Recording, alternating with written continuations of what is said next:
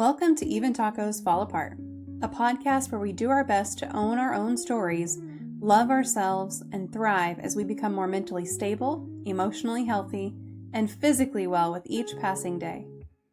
I'm MommaFoxFire, and today we are talking about living with depression, anxiety, and suicidal ideations. This conversation was recorded back in 2020 during the early days of this podcast. My guest, Reinna, was just 17 at the time, and she opened up about some incredibly difficult experiences.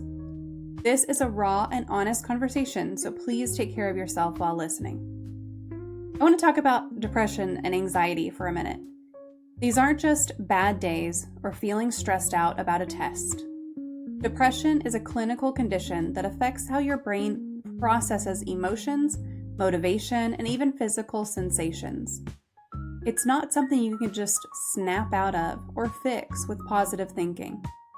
Anxiety isn't just worrying too much. It's your brain's threat detection system firing off when there's no actual threat, leaving you paralyzed or panicked over things that logically you know shouldn't cause that reaction. And when these conditions go untreated or become severe, they can lead to suicidal ideations. That's the clinical term for thinking about ending your own life. For some people, it's passive thoughts like I wish I wasn't here or everyone would be better off without me. For others, it becomes active planning. Both are serious. Both deserve attention and help. And what a lot of people don't understand is you can't just willpower your way out of depression. You can't just breathe through severe anxiety. These are medical conditions that affect your brain chemistry, your neural pathways, and your body's stress responses. Telling someone with depression to just go for a walk or make some friends is like telling someone with a broken leg to just walk it off. Sure, exercise can help as part of treatment, but it's not a cure, and it's definitely not accessible when you're in the thick of it. The statistics are grim. According to mental health organizations, about 17% of people will experience depression at some point in their lives. Anxiety disorders affect roughly 19% of adults in any given year. And suicide is one of the leading causes of death for young people. But those statistics don't tell you that recovery is possible. People do get better. Treatment and medication work. Therapy works. Sometimes it takes trying different approaches or different medications. Sometimes it takes years, but people do come out the other side. In today's conversation, Reinna talks about her experiences with chronic illness, medical trauma, sexual assault, medication abuse, and suicidal thoughts. She doesn't sugarcoat anything. She talks about holding ice cubes to inflict pain on herself without permanent damage. She talks about taking pills just to sleep because you can't be sad if you're unconscious. She talks about what it's like when your own father calls you a druggie after you finally worked up the courage to ask for help. But she also talks about what keeps her going, her cat, her best friend who turns dark moments into jokes instead of pity, video games, her mom, the smallest reasons to stick around for one more day. One thing she said really stuck with me. She talked about how people treat those with mental illness like they're different or broken or not normal. But as she pointed out, you wouldn't treat someone with cancer or a liver disease like they're fundamentally different as a person. Something happened to them. They have a medical condition. That's it. They're still the same person, worthy of respect, understanding, and basic human decency. If you are listening to this and you're struggling right now, I want you to know that your brain might be lying to you. Depression tells you that nothing will get better, that you're a burden, that people would be better off without you. Those are absolutely lies. Anxiety tells you that everything is dangerous, that you can't handle what's coming, that you should just avoid everything. Also lies. Your brain is sick, and sick brains tell lies. Reach out to someone. A friend, a parent, a therapist, a crisis line. If the person you talk to first doesn't help, try someone else. If your first therapist sucks, fire them and find a new one. Keep trying. You deserve help and support and a chance to feel better. All right, let's get into my conversation with Reinna. Remember, this was recorded in 2020 when she was 17. Some of this content is heavy, so please take care of yourselves while listening. Here we go. Hello, and welcome to another Mental Health Monday web show, podcast, episode, whatever this is here that we do. whatever this is. We are here with Reinna today. She has agreed to come on here and talk a little bit more about her experience with depression and anxiety. She's also experienced assault and used to have suicidal ideations as well. She has a distance relationship with her dad, but grew up around animals, which we don't relate to here at all, right? I mean, not even a little bit. She has a cat named July, and if you guys saw the promo image, y'all know how cute July is, who she says is her other half. She enjoys playing video games and has played them her whole life. She also swims and focuses most of her attention on school. Loves philosophy and scary things. So like lots of things in common here. She tries to be emotional support to her friends and family as well. Pretty lighthearted and empathetic. She also used to abuse medication, and she was in and out of the hospital. She got really sick when she was 10 years old and still is sick. So as a result, didn't really get to meet people or talk to people because she was in the hospital or in so much pain. And Unknown Gamer says she's also really good at Among Us. There you go. Every time I'm trying to kill someone, someone walks in. It's so bad.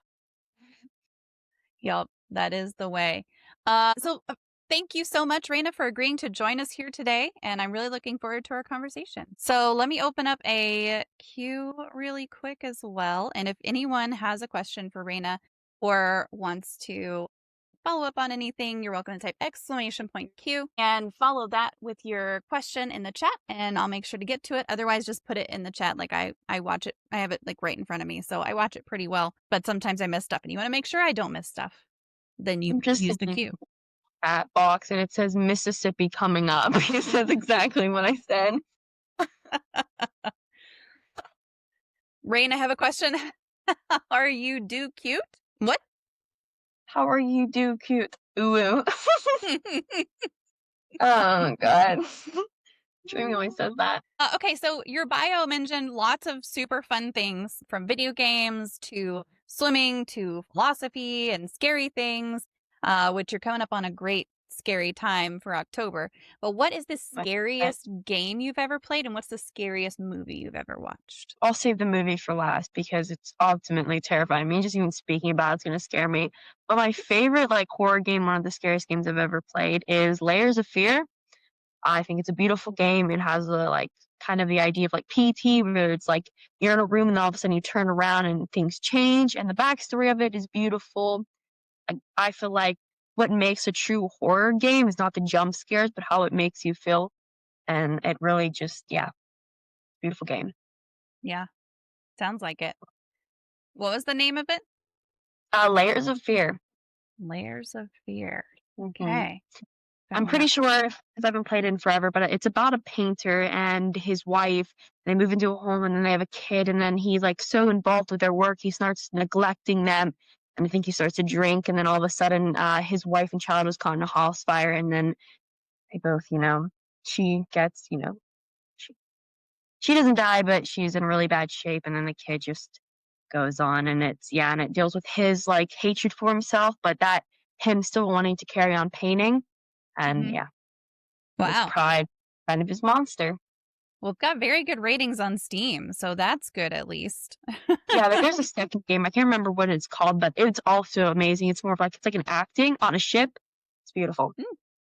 Yeah, Dreamyport said the second game is shit, though. So maybe don't go for the second one. Maybe just go for the first one. I thought the second one was pretty good, but I mean, I don't know. Yeah. And then the movie? Where the dead go to die, it looks like it was made by an 11-year-old on an art, a chrome paint or something, and it's so scary. I was 10 minutes into it, and it just scared me. It's about these children who start speaking to dead people, and then there's the spirit dog who kind of guides them. But again, what the most scary is the art style of it, because it's so bad. But yeah, just watch the trailer if you really want to I couldn't get through all of it. And then there's the horror Exorcist and then Veronica, but yeah. Yeah, I was trying to think of the scariest game I ever played, and it's got to be Silent Hill for me. Because No. when I played Silent Hill, it was the only game that like I had to have other people playing it with me, and we had to take turns. I know. I did that with Outlast. I still haven't gotten through Until Dawn. I don't know Yeah. why, but I just can't bring myself to do it. That's okay. Oh, Shimada said, I love Layers of Fear. I never played it, only saw it on YouTube. Nice. RuneScape's Broken Home. Oh, God, Frost. Oh, don't bring that up. That's an awful quest. It's an awful, awful quest. It's an awful horror. It's a horror quest. Soma's a really underrated horror game. Outlast, I get scared by the birds that break through the windows, to be honest. Hey, no, now he's eating plastic. Stop it. Stop it. Stop it. I'm afraid I'm like stand up here and hear my chair squeak. Sorry. So growing up around animals, as we all know, sounds super nice. But I have, as I was explaining to you before this, I have lots of animals. And I definitely know some of the like behind the scenes literal crap that comes along with that. What are your favorite and least favorite things about having pets? I think my favorite is the bonds and just kind of, sometimes you need a break from being around people all the time and they can be that maybe, I guess, people make you not feel lonely, but sometimes it just comes too much and they kind of just fill in that gap. They become family and it's a bond like no other. But of course, the worst part is, saying goodbye. And I don't ever live the longest, as, they hope. And I dread the day that my pets will go, and it really sucks. I cried more than losing family members sometimes. I remember my first fish I lost, and I cried for days. It was a fish, but I, again, bonded with him so much. Aw. I had a fish named Dog, too. It was one of the greatest fish. But, and then, like, of course, the work that comes involved with animals, and, it does take up all the time sometimes, and I never really get a time for myself, but it is worth it in the end. I should put more effort into it. I learned my lesson after not taking good care of an animal and had to face the consequences, even though my mom says not to blame myself for his death. I still do. But he got MRSA from licking a slug because I put him outside for like 1 second. It was a rabbit. Yeah, I guess you can get MRSA from licking a slug. I did not realize that. Neither do we. It was in how many like small chances we had a sheet underneath, but I guess there was a little bit of grass and he licked a slug. And he got Wow. really sick. That's a bummer. We had rabbits when I was growing up because we couldn't have pets inside. Besides fish. I had lots of fish. All of my betas were named Elvis. Animals can't judge. That's why I wish I had a dog. You know what? Animals are just, as he walks away from me, animals are just really generally very supportive of you. Animals. They're also annoying little shits sometimes, which is what I'm dealing with right now. Tyrian's being a butt. Do you have a serial killer or true crime story that fascinates you?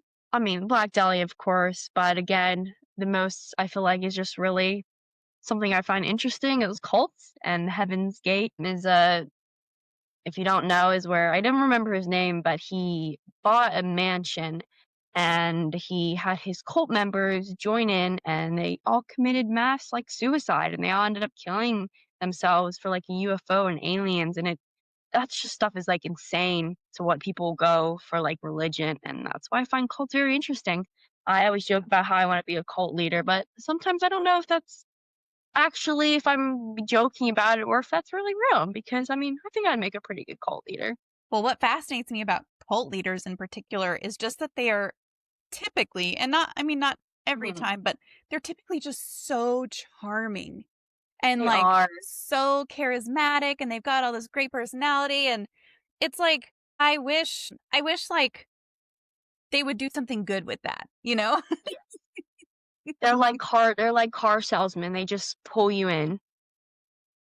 Yeah, they are. That is a really good comparison. You know how many cars they could sell? A lot. A lot. A lot. I'd probably buy a car for them. Yes, absolutely. Bye, Mark. Thank you so much for stopping by. I hope you get some good rest. I hope you're not sick. I know Alex was sick just recently. I hope you're not sick too. So you also mentioned in your bio being hospitalized and really sick when you were younger. Can you tell us a little more about that? I remember I started having really bad stomach pains after eating, and I would go to school and just could not make it throughout the day without being in pain.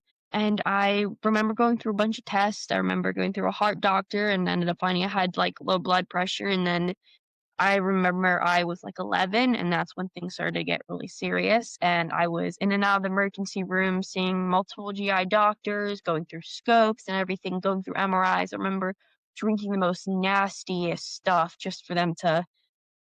It was hell on earth. I hated it. And then we found out that I had stones in my gallbladder. We thought that was the main cause, and at the age of 12, I had gotten my gallbladder removed. A couple months later, after healing, I was still having the same problems. I have inflammation in my lower intestines. I used to, so they thought it was Crohn's, but since it went away, it was like, it's not Crohn's. And then I was diagnosed with IBS, and then I got into a new GI and been scoped again recently and found out that I have colitis, which is inflammation in the upper colon. Crohn's is all over the body, but they're like, maybe that this is colitis. But then they said, no, we can't diagnose you yet. And then I guess I don't have IBS, and we're now at that position of just being stuck. Yeah. And then there's more medical problems over and over.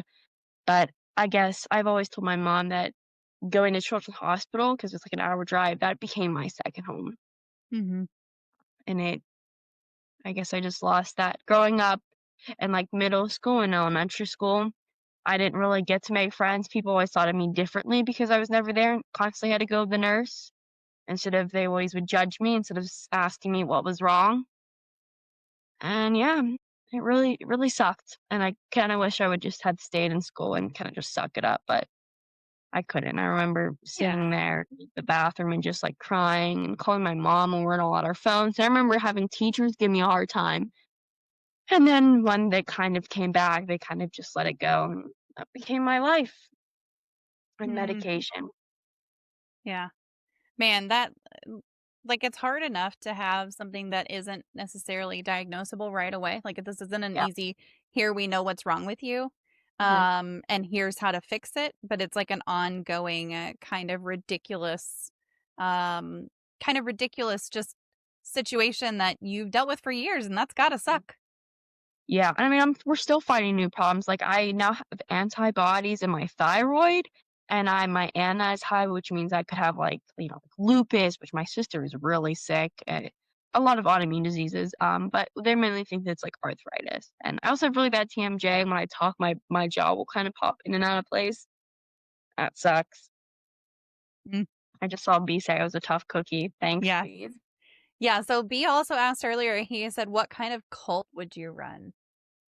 I would run a cult that would be open to any religion and more of a sense of like looking at one God, looking at all like more of just one God, also bringing together like science. But again, I don't know, I hate saying this, but I would kind of want to feel like what it's like to have that ultimate power, which is, I don't know, but I feel like I would never run a cult. I'd be too empathetic for all that power. I'd give people power. I feel like it's way too much, but I don't know, I feel like, I was always being overlooked growing up. I kinda want people to look at me as, like, not a god, but, like, someone who, like I don't know. I could never be a cult leader, though. One can Yeah. wish. I like that you'd be inclusive with it, though. That's really cool. Yeah. And then we also have Unknown Gamers said, okay, Unknown Gamers question is, Rain, why do you always kill me in Among Us? I try not to, but again, you're the first one I see, without anyone else being around. Maybe you should stick with people. Or maybe she thinks it's the biggest threat. You gotta take out No. the biggest threat for no. If the biggest okay, Gage, you have to, like, agree with me, the biggest threat to both of us is Lizard or Shorty. I'm going for Shorty first. Gage, I love you. I always team up with you. You're a good crewmate, but I don't think you would figure it out that it was me. That's funny. He's Shorty. He's the biggest threat to all of us. Shorty Shitzo. That's yeah, I call him Shitty BW because of it. She doesn't know who she's killing. Listen, when I'm killer, like the problem that I have with that game, which I'm gonna be playing with some friends after this, but the problem that I have with that game is that someone will be like, "What tasks did you do?" I'm like, I literally don't remember. Right? I do not remember what they were. I try to, like, if I'm a killer, I'll write it down, like the fake task. Yeah. But if I'm a crewmate, I'll just be like, it was asteroids, or I was trying to make the telescope do a certain picture, or the lines. I just say I do wires most of the time. because that's Yeah. what I ended up doing. Yeah. I mean, I don't know. I cannot remember what I did. It's like, I don't know. I went to admin. I know that. I don't know what I did. I just saw B said Reinna be like, "I killed this. I mean, I found this body right here." That is so me. So Dreamy also said, not a question, Rain, but you're brave to talk about that. I could not. I would just be crying. And I think that that's so true. Like that's one of the reasons that these conversations are really important is that it lets other people weigh in with their own stories as well. And that's just that you're really doing an awesome thing sharing your story, whether you do that here or anywhere else online. And it is I a mean, brave thing. we're hitting the iceberg. Some of these questions are definitely gonna really go into me Yeah. as a person. Yep.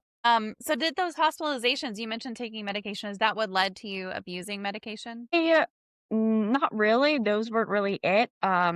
My story of, abusing medication started in 8th grade. I fell hard for this guy and I really liked him. And I remember one day he came into school and he was very high.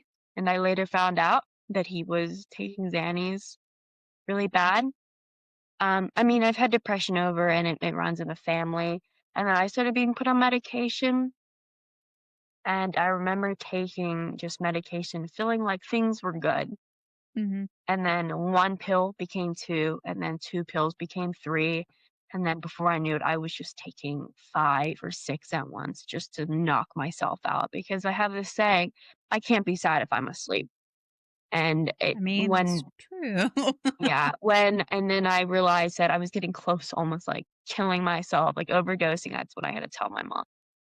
And it's just, I never told anyone. I didn't want people knowing. I didn't want to be judged.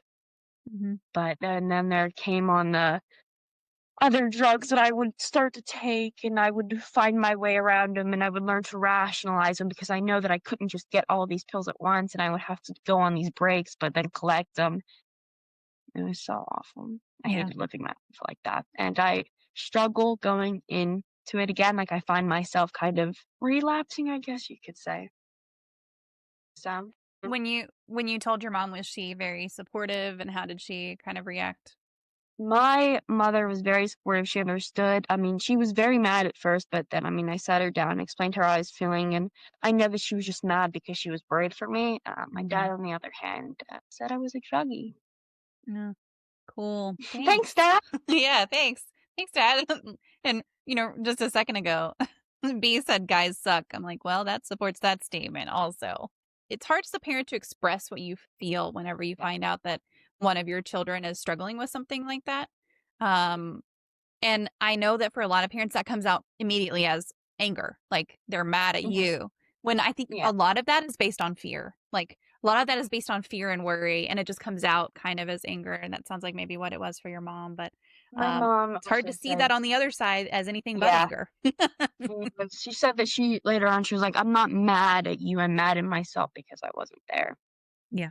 Again, I never told her. Yeah. I don't know how to sit there and be like, hey, mom, I'm sad.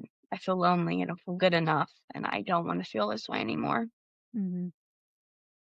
So I know that you said you kind of struggle with relapse sometimes, but what do you do to overcome that addiction whenever you have relapsed, or what did you do originally to kind of overcome that addiction? Uh, Remember, for the first time, again, I went to my mom, and she hid all the pills away from me, so I couldn't.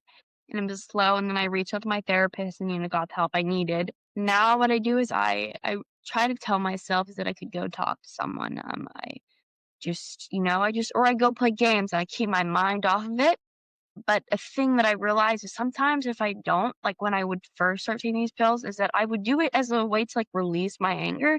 And another way that I used to do this was I used to self-harm a lot. And many people are like, oh, you just do that for attention. You just want like, no. I mean, that's how I felt at first why people were doing it until I started doing it and realized that I'm doing it as a way to express myself and try to get that emotional pain away Hmm. from, Right. I was just the way I was handling my problems was so bad. Yeah. Well, I mean, it's hard to know how to handle your problems Yeah. when they're new to you, you know? Yeah. I just remember holding ice in my room when I wanted to feel like I needed, like, I would just sit there and hold ice. That's something. Oh, shoot. Okay, so a few guests ago, oh man, I'm gonna fuck up his name. B was here. What was that guy's name? I don't remember what.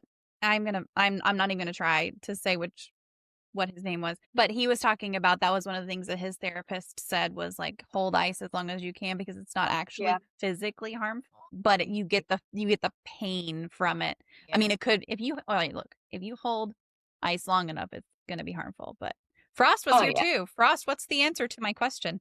Oh, you know what? I can do this because he also talked about having a rubber band on his wrist as well. Oh yeah, that's why I always to kind of overcome. Not Dr. Gropey, not Dr. Gropey. Although I need to have him back on. He's amazing. He really is.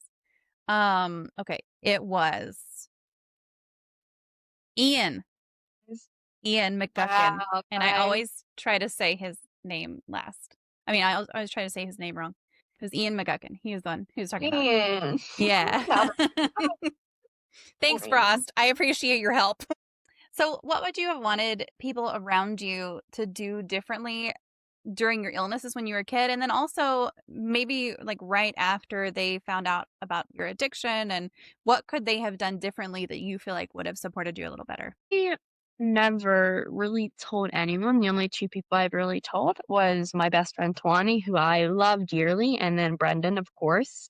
And Brendan, of course, handled it very well. He was I get mad at him because he's more of that advice and not that emotional support, but I guess in reality, I kind of just wanted him to drive like 2 hours and just hug. But of course, he couldn't do that. I'm still waiting for my hug, by the way. And yeah, he handled it amazing. Twine handled it amazing. They both were just supportive. They just seemed to just be there if I ever needed anything. So yeah. I couldn't have asked for any better friends. Yeah. It's important to have people who are in your corner, just pretty much no matter what. Sometimes it's interesting to find out that someone isn't in your corner, so you don't lean on them again. Yeah. Can you be my new therapist?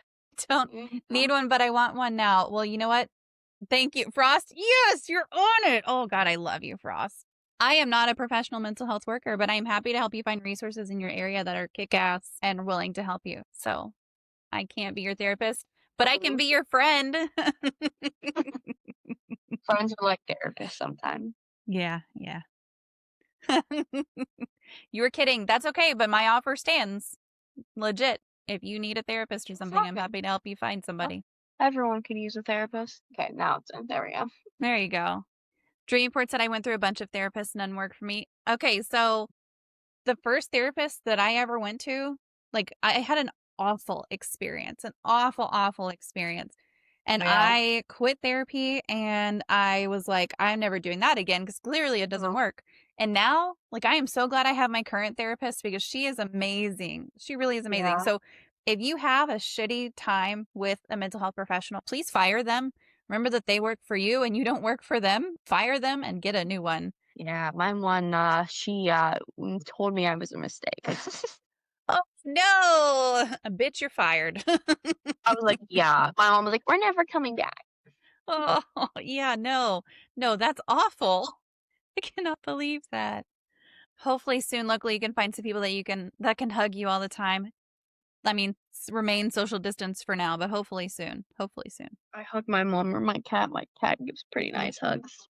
I hug my daughter all the time. Well, and my son, like, he just hugs me. Like, he'll just be passing by and just give me a little hug, but it's cute. But he goes in phases. Sometimes he's very cuddly and sometimes he's very not. That's what you get with a 6-year-old. Yeah. Sometimes like, Mom, I need you. Mom, like, don't talk to me. Yeah. B said, saying my therapist sucked, but he made awesome stress balls. Like, he made them? What was it, like a balloon filled with flour or something? I need more information about this. Gamer said, Rain, I'm coming over right now for your hug. Aww. There was a time in my life where B was literally my therapist. I remember crying and just B calling me. As he was driving home or back to college, he would just call me and I would just sit there and cry about my life. Exactly that, to be honest. So as an empathetic person yourself and as someone who others lean on for emotional support, what do you wish that they understood about coming to you and how it impacts you. I wish that people would understand that I'm always going to be there, but sometimes I can't. Even if it's just like we can talk for a little bit. There's sometimes I'm going through my own stuff and I need a break and I can't handle your problems and my problems. And sometimes, and I hate saying this, but sometimes if I'm giving you advice, just shut up and listen. Here's this. You don't have to take it, but here is this. Don't. And I would try to give people advice, and then I hate when people be like, "You're wrong." It's advice. Take it how you want. This is how I would hit it. This is Right. the best way I found out how it would work. Even if you don't need advice, I will sit here and just like we'll go play games. We'll just sit here and talk. Like I'll be here, but sometimes I kind of just want to be alone. Yeah. But and I really started putting people above myself, and that really crushed me. I had to. I'm still working at doing that, but I find myself going right back to people all the time. Yeah. Yeah, that's one of those things that it's a lot of people come to you for emotional support, like it's people say all the time you can't pour from an empty cup. You can pour from an empty cup, but it's gonna hurt you. Like it's Just a not. little bit of air in there. Yes, right, right. Not only are you're doing a disservice to you, but you're probably not supporting them as well as they need to be supported either. Yeah. Even though maybe neither of you recognizes that. But definitely, like if you're reaching out to someone for support, ask them before you just unload on them.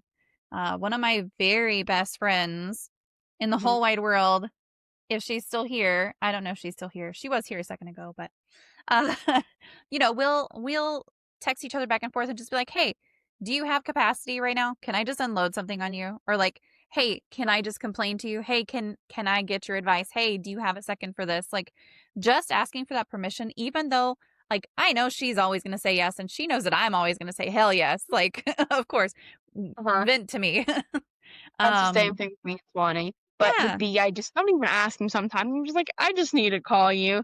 I Yeah. spent my whole quarantine and my whole summer and like from March to maybe like June calling B every day. Like B calling B and just talking to B was my routine.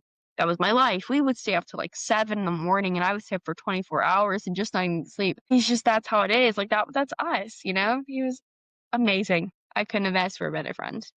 Yeah. Man, if I stayed up for 24 hours right now, I think I would Mhm. die. B, you better talk. You better have talked about in your interview like I talk about you. You should at least said something about me. I appreciate that. Saying. I think I'm a pretty good friend to you, but You're being called out, B. You really are. yeah. Dreamy said my best friend blocked me until I saw a therapist. Extreme method, but I guess it worked. Listen, sometimes you just have to be like, hey, you got to help yourself and then come back to No, me. I You hate that. did I die. do that. When you stayed up 24 hours, you did die. Listen, I do not have the strength for that anymore. I I am. Mm-mm. I was there was like I was being up for 36 hours. I'm like, I remember it was 4:20. I'm like, I'm gonna stay up for 24 hours. It's my first time ever doing it. I'm like, if I don't see Snoop Dogg by the time I go to sleep, I'm never doing this again. I didn't see Snoop Dogg. There was no hallucinations. Just hoping. Uh, yeah. Do you mind talking about your experience with assault and whether or how that ties into depression and anxiety for you? I was I was waiting for this question. I was really debating whether or not I was gonna talk about it. And you don't But have to. You don't have to if you don't want to, but I feel like it is a really important part of me. I was 11, and I remember my dad and my mom had decided to throw a party. I'm not really gonna say names. I'm not really gonna tell the whole story because we decided not to go to legal actions because of it. yeah. Just don't want to go through all of it. And my dad was. Did I already tell this? My dad was doing something, and he was distracted by another woman, my sister's coworker to be exact. And my mom was trying to clean up the party. My dad was drunk. Like this was like a gigantic beer party. My dad had these two close friends. We'll call the one T and the one L. And LT was just doing his own thing. He was showing off her property, like he's really snobby. And my sister was like just doing something, helping my mom. And of course, I was young. I was like, I want to go talk to people. And I remember Elle was super drunk. And if I could have told myself not to go over there, I would have. And it happened. He touched me inappropriately, and I didn't know what it was. And he said that it was because he loved me. And those words, love, became horror for me. I didn't know what it was until I started growing up. And it really started affecting me. I remember sitting in class and having guys just touch me as if I was nothing, and I can't say no. I was afraid of offending them. I guess I just didn't have respect for myself, as some people would say it, but I just didn't know what to do. Felt trapped in this constant bubble of fear Mm-hmm. of everyone else. I'm a people pleaser, and I hate it. I remember when I would wake up and I find myself not being able to around drunk people. Like I can't do it. I'm afraid that something could happen, even if they're not there. They're gonna say something. I remember telling my mom about it. She just kind of brushed it off until it got really serious. And then I remember waking up one night one day to get my mom, and she was like, "You just need to let go of the past." I guess I don't think she really understood how bad it is, and Mm-hmm. it still haunts me this day. Yeah. Some people are like, one of the questions I hate is people all the time ask me, "Oh, does your assault experience make you like girls more than guys?" Not all guys are like that. I hate when people ask me that. It's not it. Yeah. I just, I've liked girls. I've always have. It was something I started at a young age, and I just grew into it.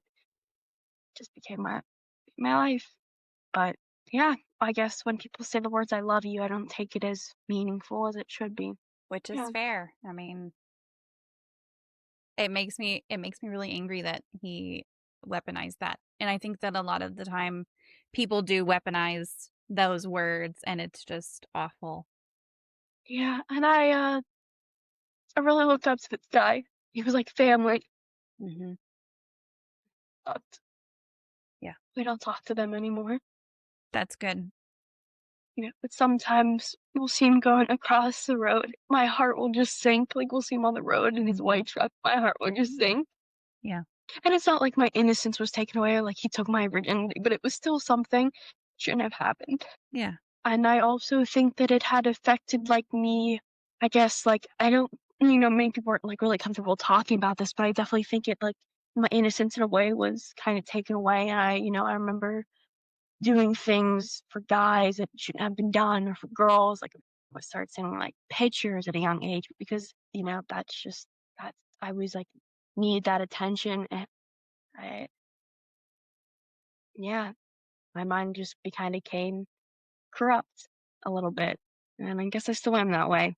I think passion and sex is really important. And, maybe if I wasn't experiencing such things at a young age, maybe I wouldn't be like this. But sometimes I'll do things just to have guys stay because I'm lonely. And I regret it. Doing better now, though. Yeah. Kind of self respect and knowing who I am as a person. Well, it's hard to recover from that, and it's even harder when the people around you don't necessarily believe you or support you or understand what you need to do to heal or how to help you heal or anything like that. And also, like, what the not only does the whole thing pisses me off, but Yeah. the other part that pisses me off is people saying that you're a lesbian because you were assaulted. Like, you can't be damaged into being a sexual orientation that you are not Yeah. naturally. Like, that's not a thing. Yeah. I, That's not a thing. I mean, I was like, maybe I am, maybe I don't like guys because girl, like, this happened. But as time going on, I do accept the facts. I do like both guys and girls. I like girls more than guys, and I definitely could see myself more with a girl than a guy. And I mean, I would have to, but I feel like I don't know. I think it was just something that I just love who I want to love. Mhm. I always have a saying, love who you want to love besides children and animals. Yeah. Yeah. Animals in that type of way. Don't do that. Right. But, like, why is gender such a big deal type of deal, I mean, I understand there's other things, but, I mean, I don't know. I just Yeah. wish sexuality was more, like, not really labeled as much as it should have been. It's just something that should be normal instead of different. Yeah. I agree.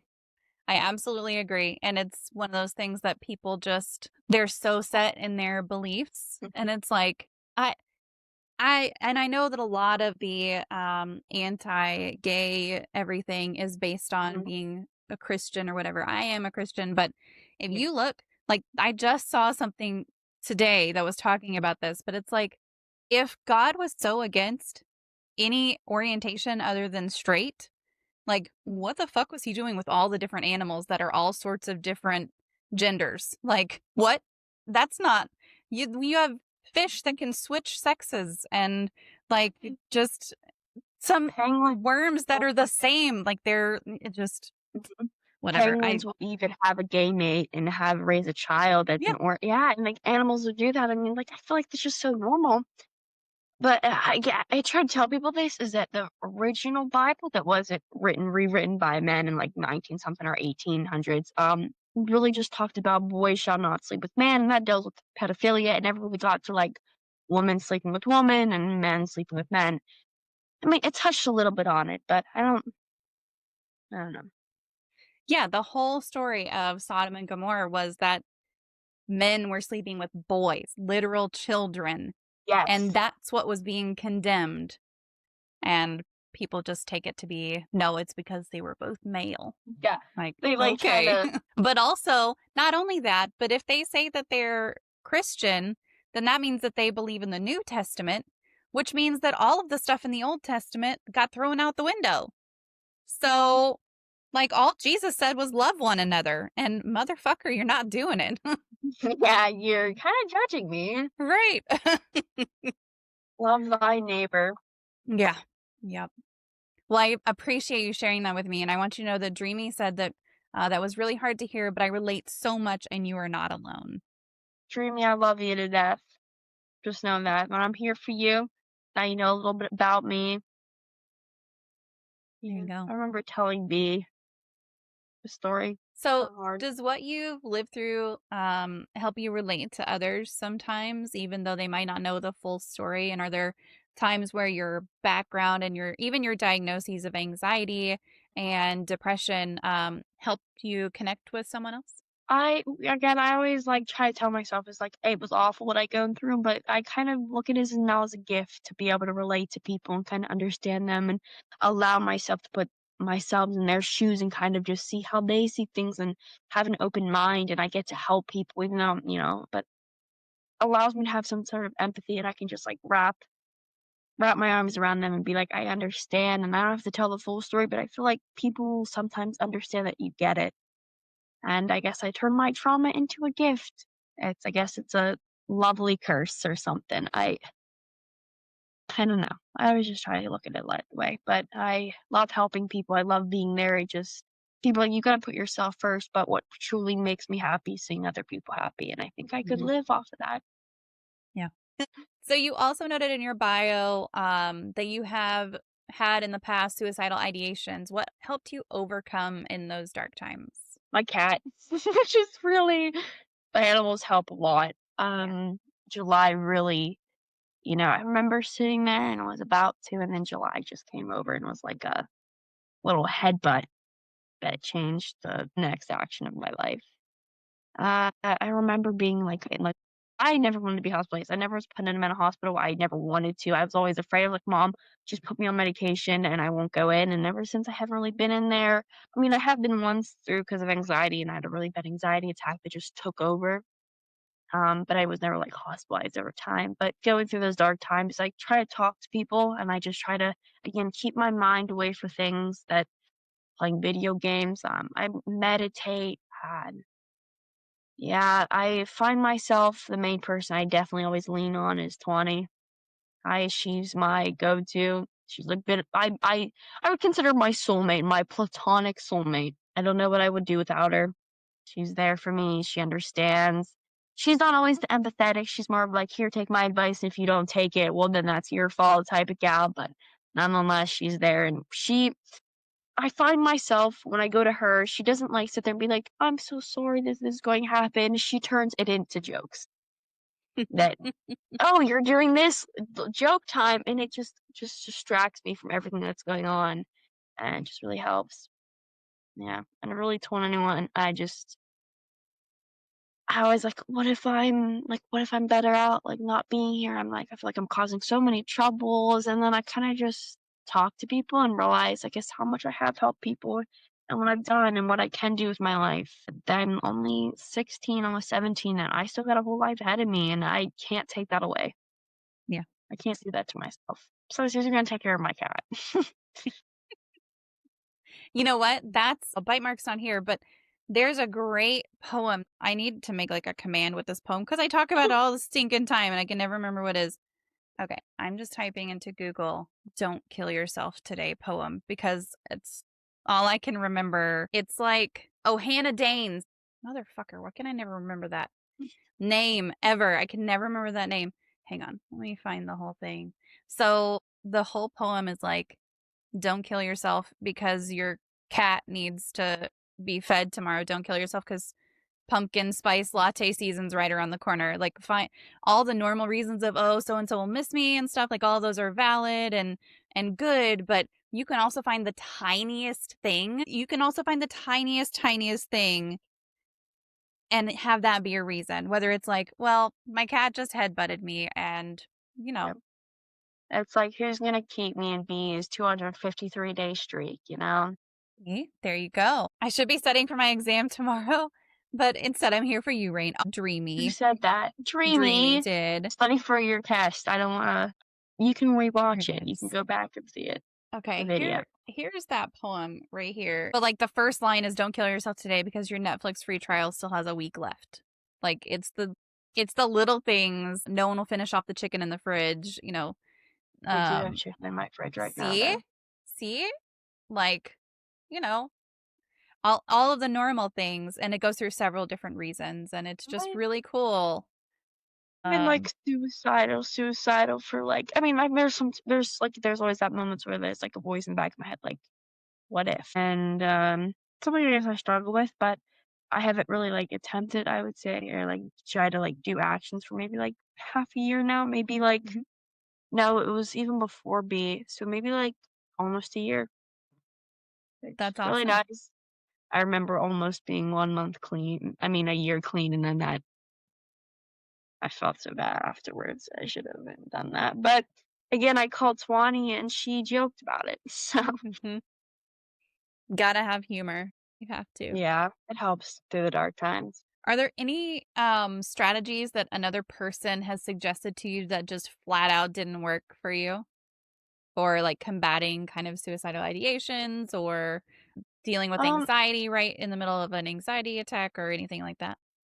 Sometimes people have always told me, oh, just like reach out. And I find out not always reaching out to people always helps me. There's sometimes I kind of just want to be alone and maybe handle this on my own because I'm like, what if I'm putting my problems into someone? What if they judge me type of deal? I don't really like going out to that. I don't know. Everyone has like their own things. Like meditation helps for me. I mean, meditation isn't, I guess, the strongest thing to do, but it definitely does help. Someone told me to read, so I look like I'm the type of person to read. That doesn't really work. I think reading wants me to just, no, reading's not it.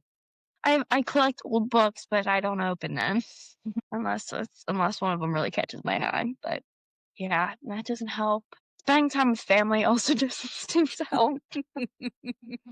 I love my mother. I love my mother so much, but my father, I love him, but sometimes he's not really there. Yeah. Dreamy said, go outside's the worst advice a person gave to me. Stray said, work out, make some friends.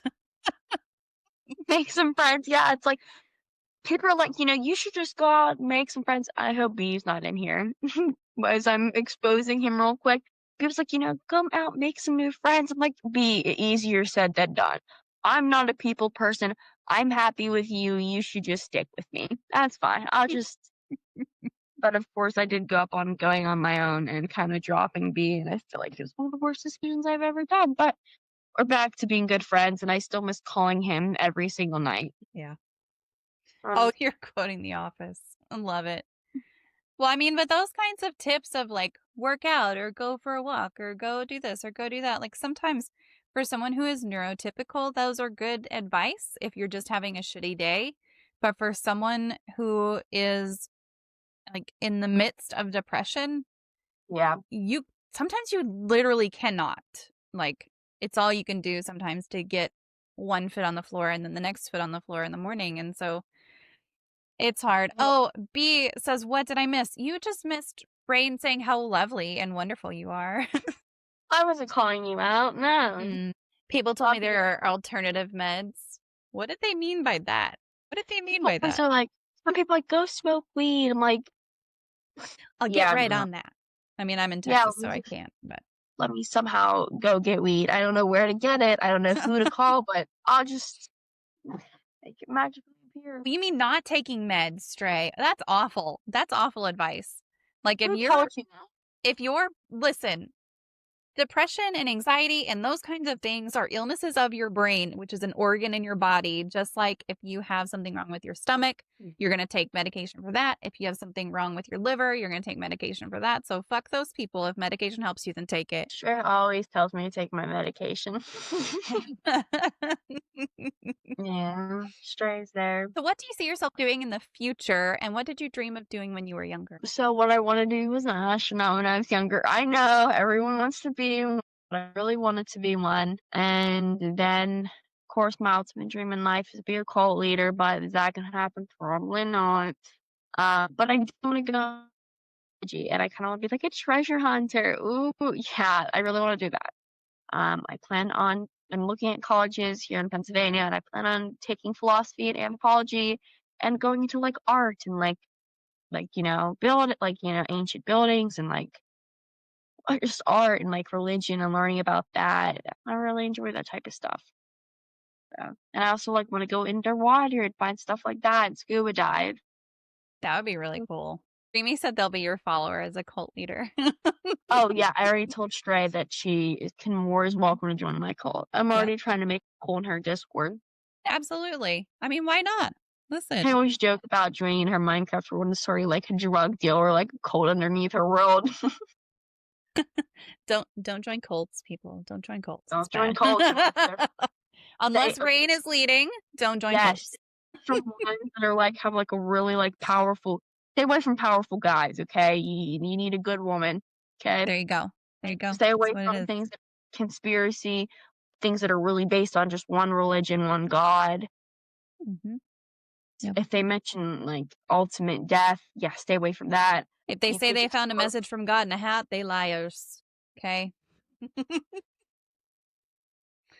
So now it is time for the magical Disney moment, for which we have a magic wand that I'm going to make not go into crazy mode here. This is the magical Disney moment wand that I'm going to magically hand you through the camera here, and you're gonna pretend to wave it.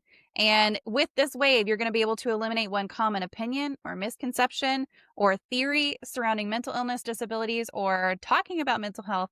What is that misconception? Something. I'll use this highlighter. Oh, hell fucking yes, girl. There you go. All right, there. That we're different. That we're not normal. That there's something wrong with us.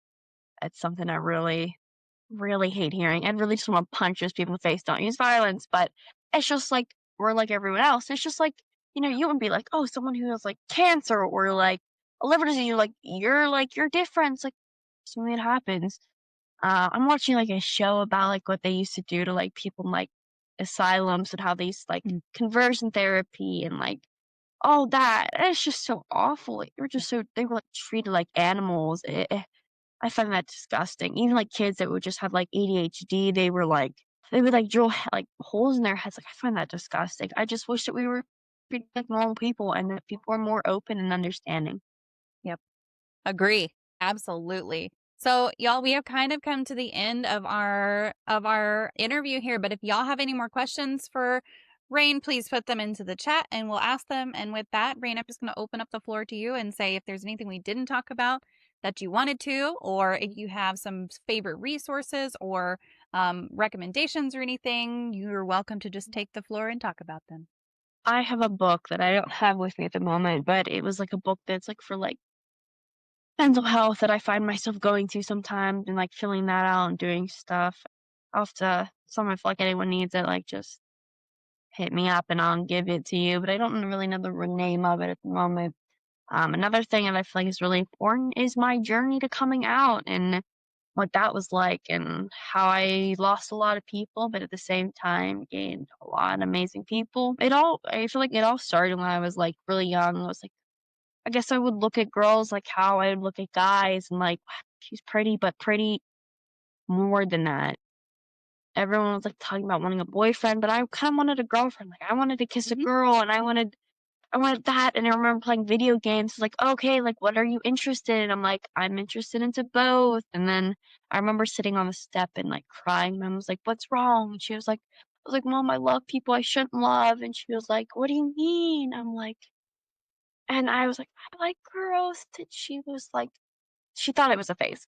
Mm-hmm. She was like, I just don't see it in your eyes. And then time came on, and it never changed. I warned girls, and I remember I got into a huge fight with my dad. It's when he thought I was like doing things I shouldn't have been doing, and I was, taking medication. I was abusing it. And I just like, you know what, Dad, if you're gonna hate me, guess what? I also like girls. There it is. I'm bisexual. Like, I was so dumb. Like, here, take all of this. You can hate me, and he didn't care. My mom thought that he would be so mad he would kick me out, but sometimes I find him a little bit more accepting than my mom. Wow. Which is really surprising, but he just doesn't seem to care. Yeah. So my mom is a little, yeah, but that's fine. Yeah. As long as she loves you, she'll come Yeah, around. she does. I love her to death. She's helping me drive at the moment, and that's really fun. Perfect. She's an amazing woman. Yeah. Moms usually are. Sometimes they're shitty though, but moms usually are pretty amazing. She has her moments, but I think she also had a really rough past, and she doesn't really want to talk about it, but I understand where she's coming from. Yeah. I just had a cat hair float in front of the camera, and I was like, where is this light coming from? Because I could see it on. That was bizarre. Sorry. So B said, thanks for the awesome interview, both of you guys. Dreamy said, Rain, thank you for this. We love you. Stay strong. Stray said, can you ask her how she's so freaking pretty and her personality perfect? I get it from my mom, which is you. No. I love Shrey's personality. Shrey is literally like my online mom. I love it. And then B asked, do you like online school better than in class? I love the people online, but I do find it a lot harder for me to learn, and it's an adjustment. But again, I'm really pushing myself to get good grades, but yeah, it's definitely harder. I took online school because my mom has Crohn's disease, which is where I get it from, and I decided that I would take no risk of getting her sick because I could never imagine doing that, and I did online for her. Yeah. It kind of opened my world to new people, and my world is not online people in a hometown. Like, all these people that are here, like, I'll probably never see these people again. Mm-hmm. So, yeah. Yeah. Kind of opened me up. But thank you, everyone, for being here. Gage, if you're still here, I love you. Dreamy, thank you for being here. Shrey, thank you for stopping in. B, I love you. We already talked a little bit before. Again, I said thank you for having me in my life. You're like my best friend. Well, thank you guys so much for the good questions and the good conversation. Chat, give me just a minute. I'll be back playing some Among Us, but give me just a minute to disconnect with Rain, and I will be back in just a minute. I'm going to give y'all the snake and cat cams, although there's no cat right now. I don't know where he went. No cat. He ran away. He was just so up my butt when I was trying to get ready. And see the cat hair, though. That's the proof that there is a cat in this house, in case you were wondering whether or not there was.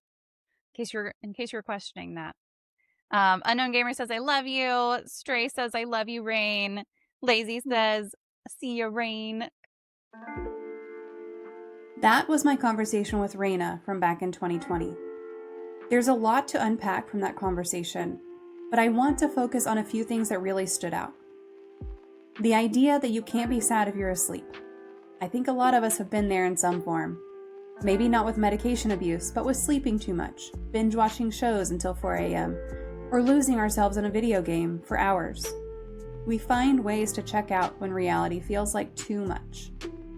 And sometimes you need that break. Sometimes you need to turn your brain off for a while.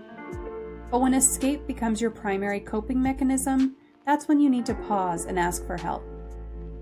The second thing that hit me was Reinna's relationship with being a support person for others. She talked about how helping people makes her happy, but also how she puts other people above herself to the point where it crushes her. If you're someone people come to for support, you need to hear that you are allowed to say no. You are allowed to say, I don't have capacity for this right now. You're allowed to take care of yourself first. That's just survival. It's really not selfish. You cannot pour from an empty cup. And honestly, you shouldn't even try because you'll just hurt yourself in the process. Then there's the misconception that mental illness makes you different or broken. Reinna really nailed it when she said we're just people dealing with something that happened to us. Mental illness does not define you any more than having diabetes or asthma defines you. It's a condition you manage.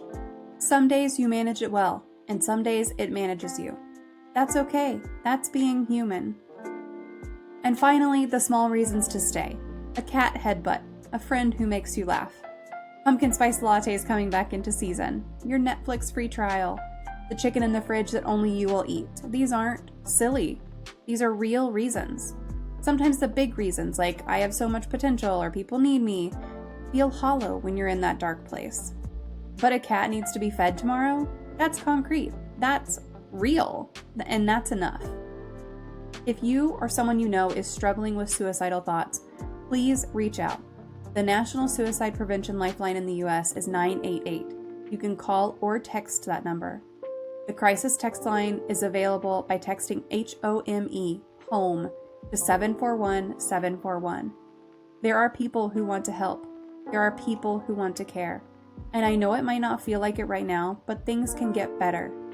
And if you're not in the US, head over to tacosfallapart.com for resources in your area. Before we wrap up, if you enjoyed this episode or found it helpful, please consider leaving a rating and a review or a comment wherever you're listening right now. It really does help other people find the show. The algorithm loves that shit. Subscribe so you don't miss future episodes. And if you want to support the podcast, you can find links to do that on the website, tacosfallapart.com. Share this episode with someone who might need to hear it. Sometimes just knowing you're not alone in your struggles makes all the difference. Remember that mental health is a journey and not a destination. Some days are going to be harder than others. Some days you're going to feel like you're back at square one. That's normal. Recovery is not linear, and healing is not a straight line. Progress looks messy and complicated and frustrating. But you're still here. You're still trying, and that matters. Thanks for listening to Even Tacos Fall Apart. Take care of yourselves out there, and remember that even when things get messy and do fall apart, that doesn't mean they're ruined. Sometimes things just need to fall apart so they can come back together in a way that actually works. I'll catch you in the next episode.